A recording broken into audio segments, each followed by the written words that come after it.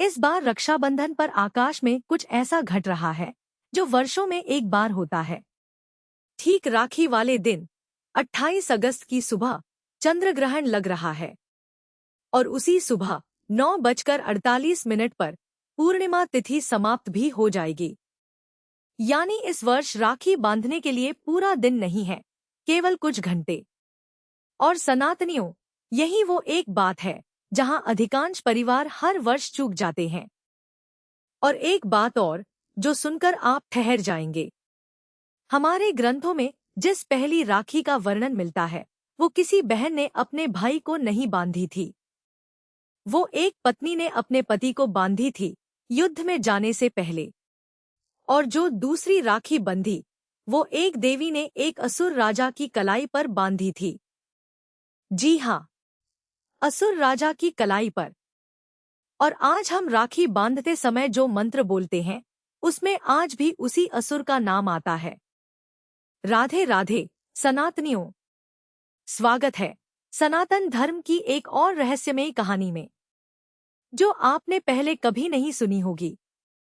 आज की कथा है रक्षाबंधन, वो पर्व जिसे हम हर वर्ष मनाते हैं, पर जिसका मूल, जिसका शास्त्र और जिसका वास्तविक अर्थ 10 में से शायद एक व्यक्ति भी नहीं जानता। आज आप जानेंगे 2026 में रक्षाबंधन की सटीक तिथि और राखी बांधने का शुभ मुहूर्त मिनट दर मिनट। आप जानेंगे कि भद्रा क्या है और इस वर्ष वो कहाँ है। आप जानेंगे वो 5 पौराणिक कथाएं जिनसे ये पर्व जन्मा। आप जानेंगे कि रक्षासूत्र में 3 गांठें क्यों लगाई जाती हैं। और अंत में वो पूरा मंत्र और उसका शब्द दर शब्द अर्थ। अंत तक अवश्य रुकिएगा, क्योंकि आखिरी कथा वो है जो सबसे कम सुनाई जाती है। तो सबसे पहले तिथि। रक्षाबंधन कभी अंग्रेजी कैलेंडर की किसी निश्चित तारीख पर नहीं आता। ये आता है श्रावण मास की शुक्ल पक्ष पूर्णिमा को, यानी सावन की आखिरी पूर्णिमा। इसीलिए इसे श्रावणी पूर्णिमा भी कहते हैं। और चंद्रमा की गति के अनुसार ये तिथि हर वर्ष खिसकती रहती है। अब ध्यान से सुनिए। 2026 में पूर्णिमा तिथि आरंभ होगी 27 अगस्त गुरुवार सुबह 9:08 पर और समाप्त होगी 28 अगस्त शुक्रवार सुबह 9:48 पर। तो पर्व किस दिन मनेगा, 27 को या 28 को? यहीं पर हर वर्ष भ्रम पैदा होता है और यही शास्त्र का नियम काम आता है, उद्या तिथि का नियम। सनातन परंपरा में दिन की गणना सूर्योदय से होती है, आधी रात से नहीं। जो तिथि सूर्योदय के समय चल रही हो वही उस पूरे दिन की तिथि मानी जाती है। 28 अगस्त की सुबह सूर्योदय के समय पूर्णिमा चल रही है, इसलिए रक्षाबंधन मनाया जाएगा शुक्रवार 28 अगस्त 2026 को। ये अंतिम है, 27 को नहीं। और अब मुहूर्त जो इस वर्ष सबसे महत्वपूर्ण है। राखी बांधने का शुभ समय है 28 अगस्त की सुबह 5:57 से लेकर 9:48 तक, कुल 3 घंटे 51 मिनट। ये गणना दिल्ली के सूर्योदय पर आधारित है। अपने नगर के पंचांग से कुछ मिनटों का अंतर देख लीजिएगा। और सनातनियों, यहाँ वो चेतावनी है जो इस पूरे वीडियो का सबसे उपयोगी वाक्य है। इस वर्ष राखी दोपहर में नहीं बांधी जा सकती। सामान्यतः शास्त्र अपराह्न काल को, यानी दिन के तीसरे प्रहर को राखी के लिए श्रेष्ठ मानते हैं, पर वो नियम तभी लागू होता है जब पूर्णिमा दोपहर तक टिकी हो। इस बार पूर्णिमा सुबह 9:45 से पहले ही समाप्त हो रही है। तिथि समाप्त तो पर्व भी समाप्त। तो योजना आज ही बना लीजिए। अगर बहन को दूर जाना है तो यात्रा एक दिन पहले की कीजिए। अगर राखी डाक से भेजनी है तो सप्ताह भर पहले भेजिए, क्योंकि 28 अगस्त को सुबह 9:45 के बाद मुहूर्त नहीं बचेगा। अब भद्रा। और सनातनियों, इस बार भद्रा को लेकर एक बहुत शुभ समाचार है। भद्रा आरंभ होती है 27 अगस्त को पूर्णिमा लगने के साथ ही और उसी दिन रात में समाप्त हो जाती है। 28 की सुबह सूर्योदय से पहले ही भद्रा जा चुकी होती है, यानी राखी का पूरा मुहूर्त भद्रामुक्त है। पिछले कई वर्षों में ऐसा नहीं हुआ था। पर भद्रा है क्या? क्यों उसमें कोई शुभ कार्य नहीं किया जाता? सनातनियों, भद्रा कोई अंधविश्वास नहीं, वो पंचांग का एक करण है, विष्टिकरण। और पुराण उसे एक स्वरूप देते हैं। भद्रा सूर्यदेव की पुत्री है और शनिदेव की बहन। जन्म से ही उनका स्वभाव इतना उग्र था कि जहां वो पहुंच जाती, वहां यज्ञ रुक जाते, मंगल कार्य बिगड़ जाते। कहते हैं तब ब्रह्मा जी ने उन्हें समझाया और कालगणना में एक निश्चित अवधि दे दी, ये कहकर कि इस अवधि में जो कोई शुभ कार्य आरंभ करेगा उसका फल तुम्हें अर्पित होगा। इसीलिए भद्रा में विवाह, गृह प्रवेश, यात्रा और रक्षाबंधन वर्जित माने गए। और लोकमान्यता तो ये तक कहती है कि रावण की बहन ने उसे भद्रा काल में ही राखी बांधी थी और उसी वर्ष लंका का विनाश हुआ।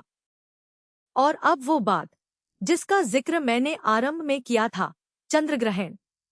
28 अगस्त 2026 को एक आंशिक चंद्रग्रहण लग रहा है और वो साधारण नहीं है। चंद्रमा का लगभग 96% भाग पृथ्वी की छाया में समा जाएगा।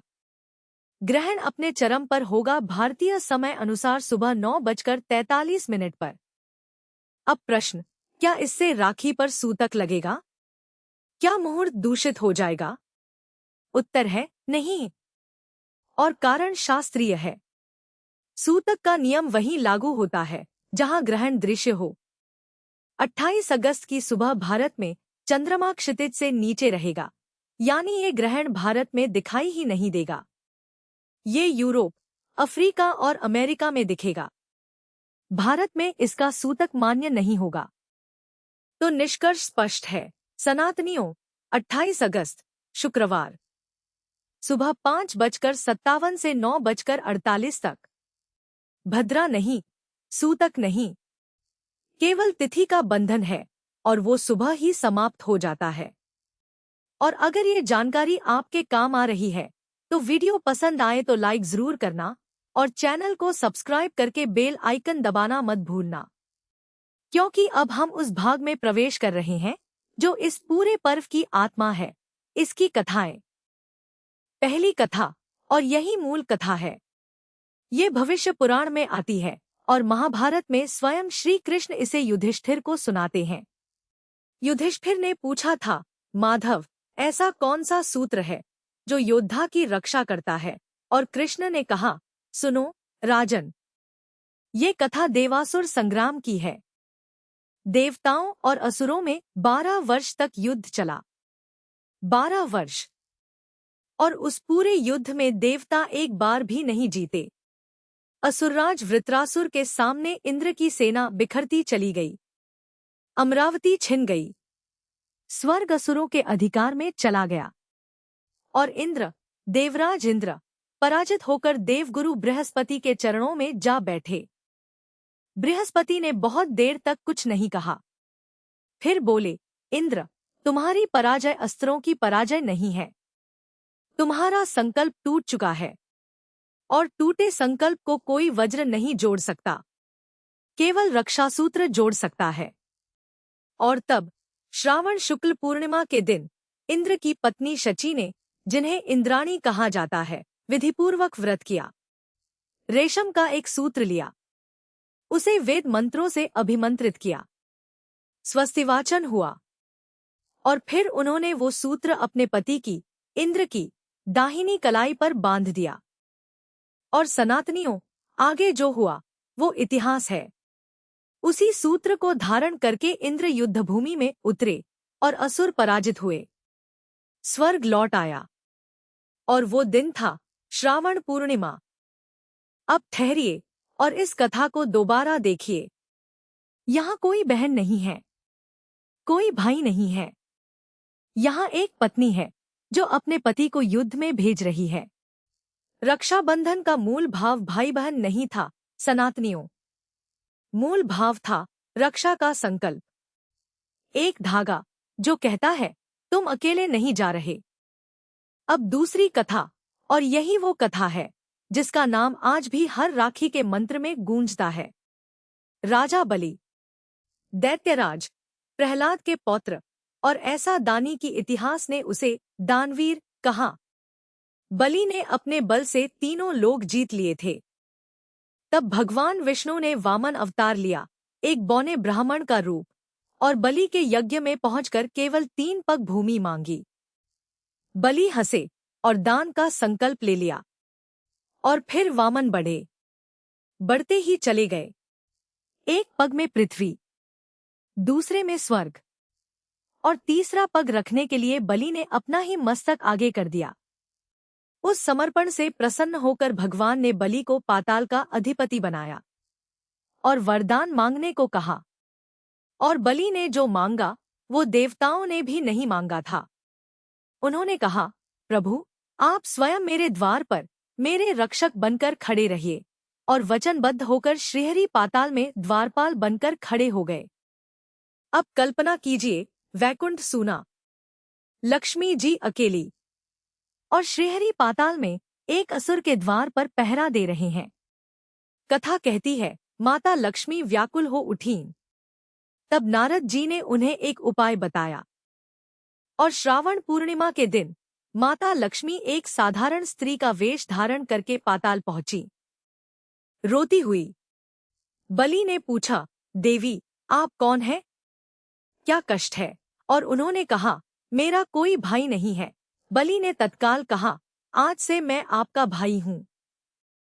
और तब माता लक्ष्मी ने बलि की कलाई पर एक सूत्र बांधा और भाई से उपहार मांगा। बलि ने कहा, मांगिए, जो चाहिए वो लीजिए। और लक्ष्मी जी ने अपना असली स्वरूप प्रकट किया और कहा, मुझे अपने द्वार का ये द्वारपाल चाहिए, ये मेरे स्वामी हैं। और सनातनियों, बलि ने मना नहीं किया। दानवीर ने अपना सबसे बड़ा वरदान अपनी बहन के एक धागे के बदले लौटा दिया।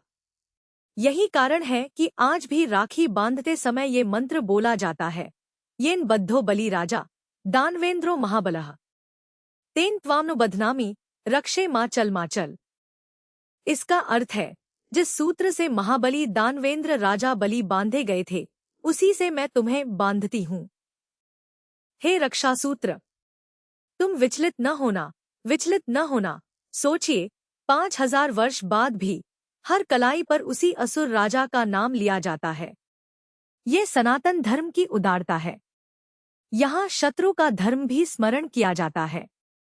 तीसरी कथा, और ये सबसे प्रसिद्ध है, श्री कृष्ण और द्रौपदी।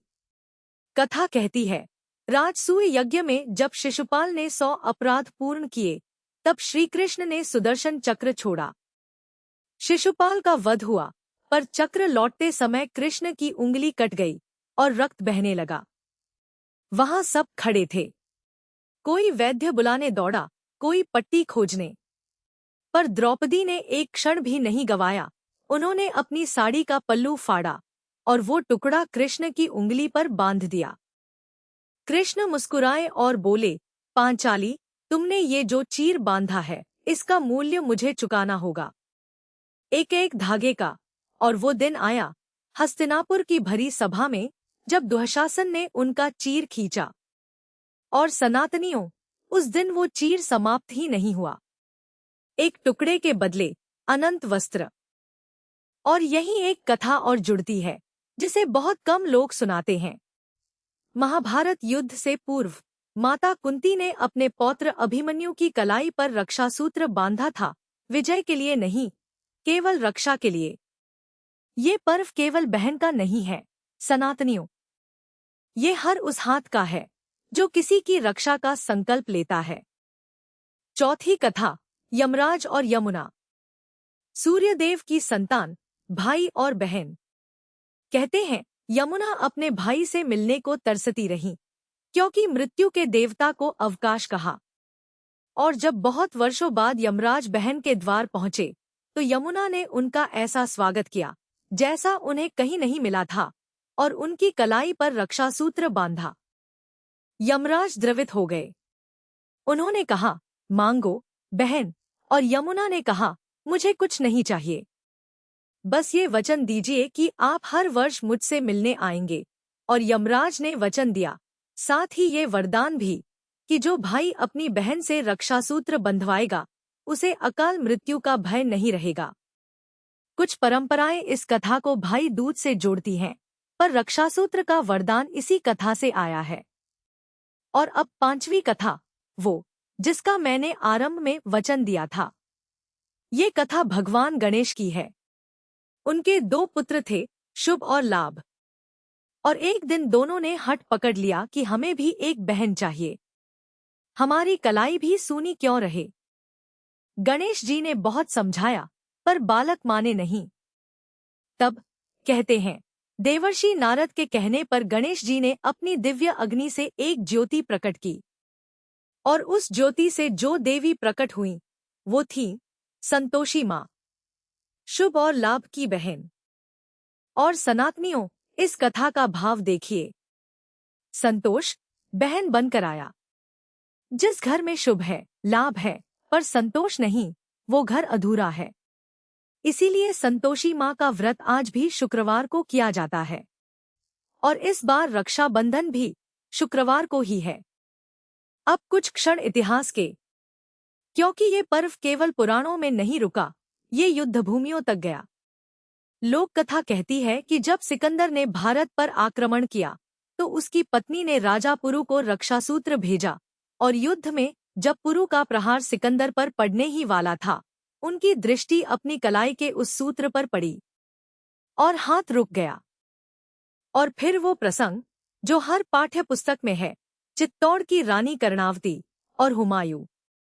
कहा जाता है कि गुजरात के बहादुर शाह के आक्रमण के समय रानी ने हुमायूं को राखी भेजी और वो सहायता के लिए चल पड़ा। यहाँ मैं ईमानदारी से एक बात कहूंगी, इतिहासकारों में इस प्रसंग को लेकर मतभेद है और समकालीन दस्तावेज इसे स्पष्ट प्रमाणित नहीं करते। पर ये कथा जीवित है, और जीवित इसलिए है क्योंकि इस देश ने माना कि एक धागा तलवार से बड़ा हो सकता है।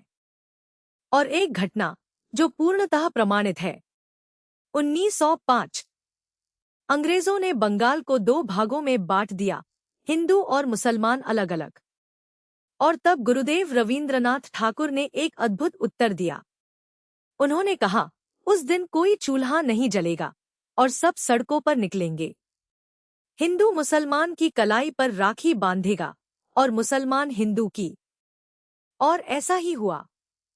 एक धागे को विभाजन के विरुद्ध हथियार बना दिया गया। अब आते हैं शास्त्र पर। रक्षासूत्र, जिसे कलावा या मौली भी कहते हैं, वो केवल सजावट नहीं है। परंपरागत मौली में 3 धागे होते हैं, लाल, पीला और हरा। और ये 3 धागे 3 देवों के प्रतीक माने जाते हैं, ब्रह्मा, विष्णु और महेश। साथ ही 3 गुणों के भी, सत्व, रज और तम। और गांठें भी 3 लगाई जाती हैं। पहली गांठ रक्षा पाने वाले के दीर्घायु के लिए, दूसरी बांधने वाले के लिए, और तीसरी उस संबंध के लिए जो इन दोनों को जोड़ता है। 3 गांठें, 3 संकल्प। और स्थान का भी नियम है, सनातनियों, जिसे आज अधिकांश लोग नहीं जानते। पुरुष और अविवाहित कन्या दाहिनी कलाई पर, विवाहित स्त्री बाईं कलाई पर। और सूत्र बंधवाते समय मुट्ठी बंद रखी जाती है, दूसरा हाथ सिर पर और मुख पूर्व या उत्तर दिशा की ओर। आयुर्वेद इससे एक और अर्थ जोड़ता है। कलाई वो स्थान है जहां वैद्य नाड़ी देखता है, जहां से वात, पित्त और कफ की स्थिति पढ़ी जाती है। मान्यता है कि उस स्थान पर बंधा सूत्र त्रिदोष को संतुलित रखता है। विज्ञान इसे प्रमाणित नहीं करता, पर परंपरा का तर्क समझने योग्य अवश्य है। और थाली? थाली में चाहिए रोली या कुमकुम, अक्षत यानी साबुत चावल, एक दीपक, मिठाई और राखी। पहले तिलक, फिर अक्षत, फिर आरती, फिर सूत्र, फिर मिठाई। और सबसे पहली राखी अपने आराध्य को, अपने घर के मंदिर में।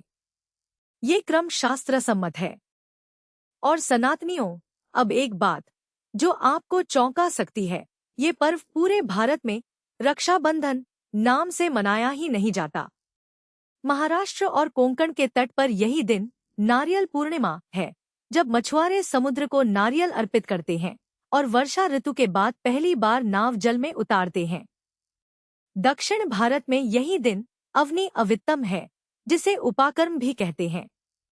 इस दिन ब्राह्मण अपना यज्ञोपवीत यानी जनेऊ बदलते हैं और वेदाध्ययन का नया वर्ष आरंभ करते हैं। मध्य प्रदेश और छत्तीसगढ़ में ये कजरी पूर्णिमा है, खेतों और वर्षा का पर्व। गुजरात में पवित्रोपना, ओडिशा में गम्हा पूर्णिमा और बंगाल में झूलन पूर्णिमा और नेपाल में यही दिन जनै पूर्णिमा कहलाता है, जहां कलाई पर बंधने वाले सूत्र को रक्षाबंधन नहीं डोरो कहते हैं। एक ही तिथि, एक ही पूर्णिमा और इतने रूप, यही सनातन की विशालता है सनातनियों। और आज इस पर्व ने एक और रूप ले लिया है, जो शायद सबसे सुंदर है। हर वर्ष लाखों राखियां सीमा पर भेजी जाती हैं, उन सैनिकों के लिए जिनकी अपनी बहनें हजारों किलोमीटर दूर हैं। एक धागा जो कहता है कि इस देश की हर बहन तुम्हारी बहन है।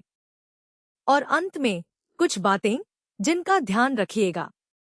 काली राखी शुभ नहीं मानी जाती। खंडित या टूटी राखी नहीं बांधी जाती। राखी बांधते समय दिशा का ध्यान रखिए। और राखी उतारने की भी विधि है, इसे तत्काल न तोड़े। परंपरा कहती है कि इसे जन्माष्टमी तक रखा जाए और फिर उतारकर किसी वृक्ष के नीचे या बहते जल में विसर्जित किया जाए, कूड़े में नहीं। और सबसे बड़ी बात सनातनियों, जो इस पूरी कथा का सार है, रक्षाबंधन रक्षा का बंधन है, बदले का नहीं। इंद्र को शची ने बांधा पति को, बलि को लक्ष्मी ने बांधा शत्रु पक्ष के राजा को, कृष्ण को द्रौपदी ने बांधा सखा को, अभिमन्यु को कुंती ने बांधा पौत्र को। ये धागा रक्त का नहीं, संकल्प का है। जिसकी रक्षा का संकल्प आप ले सकें, वही आपका है। तो सनातनियों, ये थी आज की रहस्यमयी कहानी, रक्षाबंधन का पूरा सच। और फिर से दोहरा देती हूँ, 28 अगस्त 2026 शुक्रवार सुबह 5:57 से 9:48 तक। भद्रा नहीं, सूतक नहीं, बस समय कम है, इसलिए तैयारी पहले कर लीजिए। इस समय को अभी नोट कर लीजिए और इस वीडियो को अपने परिवार के ग्रुप में अभी शेयर कर दीजिए, ताकि किसी की राखी छूट न जाए। कमेंट में बताइए, क्या रक्षासूत्र केवल भाई बहन का बंधन है, या जिसकी रक्षा का संकल्प लिया जाए वो कोई भी हो सकता है? पुराण तो दूसरी बात कहते हैं। आपकी क्या दृष्टि है? अपने शब्दों में लिखिए, मैं हर कमेंट पढ़ती हूँ। अगर आपको कहानी पसंद आई हो तो लाइक जरूर करना, अपने अपनों के साथ शेयर करना और चैनल को सब्सक्राइब करना मत भूलना। मिलते हैं एक और अनसुनी कहानी के साथ। तब तक के लिए जय श्री राम, हर हर महादेव।